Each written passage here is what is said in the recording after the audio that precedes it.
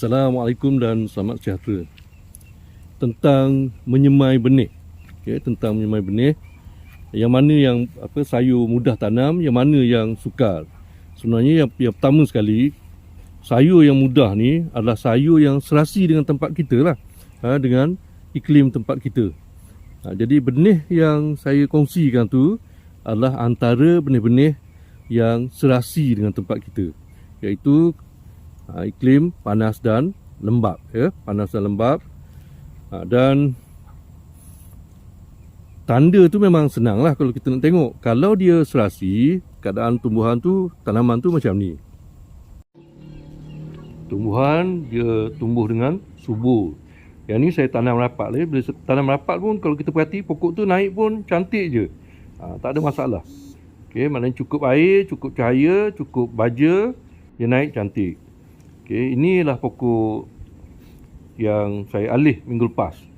Itu pun pertumbuhan dia sangat cantik. Ada yang terbantut sebab baru pas alih. Tapi kalau pokok tu yang tak serasi, tak serasi tanah ke tempat ke, dia macam ni. Macam ni. Dia kata orang hidup segan, mati tak mahu. Jadi tanah yang kita guna, yang nak serasi tu kebiasaannya kita campur lah, sebagaimana yang dalam e-book yang saya kongsikan. Download e-book tu dan baca sikit. Kalau nak mudah, mana boleh beli yang dah siap. Yang dah siap macam ni, tanah Belanda. Tanah Belanda dia dah mix dah untuk potting lah. Bukan untuk menyemai, tapi kita kena ubah suai. Yang ni kalau kita perhati, tanah kita dia akan banyak hitam lah kalau dia kaya dengan bahan organik. Kita boleh uji tanah, nanti kita bincang. Tapi kalau nak mudah, kita boleh guna alat, iaitu soil tester, penguji tanah.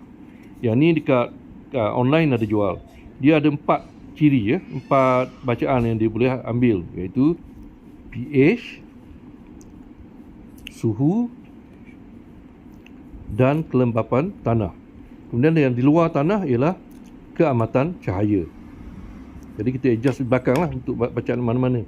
Untuk pasang, kita tekan je on. Yang ini dia tunjuk bacaan pH, pH 7. 7 tu adalah neutral. Ini kerana saya tak cucuk meter ni ke dalam tanah, tester ni ke dalam tanah. Jadi bacaan dia neutral lah. Bila saya cucuk ke dalam tanah nanti, dia akan ambil bacaan tanah. Kebiasaannya bukan 7 lah. Kalau kurang daripada 7, itu maksudnya tanah berasid. Kalau lebih daripada 7, itu maksudnya tanah beralkali. Kemudian di atas tu tanda cahaya, keamatan cahaya. Jadi sebab yang ini saya shoot dalam rumah, jadi cahaya tu kurang. Okey, bila saya tukar je switch kepada darjah Celsius, dia tunjukkan suhu. Suhu. Yang ni bacaan dalam darjah Celsius. Tapi perhati ada switch bawah C kepada F. Kita boleh tukar bacaan. Paling bawah tu air. Saya tukar dulu, tunjuk. Bawah ni air. Ni lembap lah tu, dry plus, sangat kering. Bukan lembap, sangat kering. Dry plus. Yang tengah tu suhu dan paling atas tu cahaya. Dia bacaan tu lah melalui probe logam yang dekat bawah ni. Dan bahagian atas tu yang warna merah jambu tu, itulah penapis untuk ukur cahaya. Jadi kalau saya tekan je butang CF tu, dia tukar unit daripada darjah Celsius kepada darjah Fahrenheit. Untuk tutup, saya tekan je lama.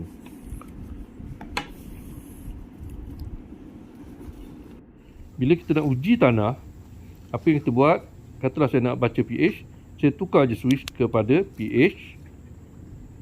Kemudian kita cucuk je ke dalam tanah. Cucuk biasanya hingga separuh daripada lapisan topsoil, lapisan paling atas. Tapi sebab ini dalam batas timbun, jadi saya cucuk separuh lah.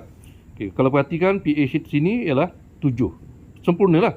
Maknanya pH normal, maknanya 7 tu ialah neutral. Jadi tanah campuran ini adalah tanah yang neutral. Dia bagus, memang bagus untuk tanaman. Bagus untuk tanaman. Tapi air, cuba perhati kalau atas tu nampak je kering je kan. Dry. Sebab saya ambil bacaan ni masa waktu tengah hari. Tapi kalau waktu pagi pun, kalau bacaan dalam ni dry, kering, maknanya dia dry lah. Dia memang dry. Jadi maknanya tanah ni InsyaAllah pagi esok saya akan siram. Saya akan siram dengan banyak untuk pastikan air cukup. Okay, suhu memang tinggi sikit sebab saya ambil bacaan waktu tengah hari. Tanah ni pun suhu tinggi, 33 darjah Celsius. Okay, ini adalah daripada kawasan yang saya tanam kangkung. Okay, kalau perhati tanah pun kering, sangat kering. Suhu pun tinggi, Masya Allah, 34. Okay, cuba tengok bawah lagi, tolak. Kalau ada air, tak ada, dry juga. Okay, dry, maknanya batas ni saya perlu siram, saya perlu siram. Okay, pagi besok lah, saya siram. Jadi kita boleh sebenarnya uji tanah dengan tangan je. Kita ambil tangan, kita tekan je dengan apa, kita ramas, ramas. Kita boleh tengok lah, maknanya kalau tanah tu kering, dia tak ada keluar air lah, tak ada rasa lembab. Okey, pH ni rendah 4.5. Rendah, maknanya tanah ni saya perlu pulihkan lah, perlu baiki. Jadi sebab kita nak tingkatkan sikit pH dia. Sebab pH yang bagus untuk kangkung adalah 5.5 hingga 7.5. Okay, yang ini batas satu lagi, tanah betul-betul subur. Kalau berarti pH dia pun 6 poin lebih. Dia tak terlalu basic, perfect lah, perfect untuk kangkung. Okay. Tapi dia masih juga kering, masih kering. Sebab walaupun sekarang di sini musim hujan, di tempat saya ni orang lain banjir, tempat saya tak hujan, kering. Okey, disemenyih. Jadi ini ialah potting soil yang saya beli. pH dia pun tak berapa, itulah sangat berasid, iaitu 4.6. 4.6. Ini sangat berasid. Maknanya kalau untuk bila saya nak menyemai nanti, saya perlu tambah dengan tanah yang lain supaya pH tu naik pada 5.5 sekurang-kurangnya. Macam ini contohnya, tanah yang dah dicampur, tanah yang dicampur dalam pasu, dibiarkan bayam liar tumbuh. Jadi pH yang ni dia melebihi 5.5 dan kurang daripada 7.5. Jadi cantik lah. Okay, cantik. Jadi macam tu lah, bila kita dalam kebun ni, kita kena adjust. Jadi tak boleh kata, cikgu, saya nak guna tanah yang ni, okey tak? Okey. Dalam keadaan biasa okey, tapi kita perlu laraskan, kita perlu gaul, kita perlu campur. Sebab tu perlu ambil kelas. Kita maknanya kadang-kadang kita beli tanah cantik je. Contoh macam tanah Belanda tadi. Kebiasaannya bila saya uji, dia 7. Yang lembab lah. Kalau kering kita tak boleh uji kan. Bila kita lembabkan, pH dia 7, cantik. Tapi tengok macam tadi, batch yang saya dapat ni pH dia 4.6, rendah. Rendah.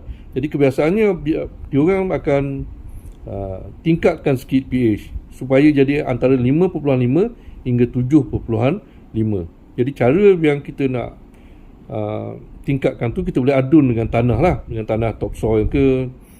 Ada yang kata letak kapur, boleh juga. Letak kapur.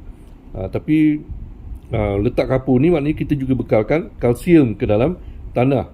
Tapi kita ada cara lain. Cara lain, kebiasaannya kalau kita nak berkebun, kita gaul dengan kompos. Sebab kompos kalau kita buat, yang kita buat sendiri, cantik. Jadi itu dia secara video yang pertama, pengenalan kepada kelas sayur mudah tanam.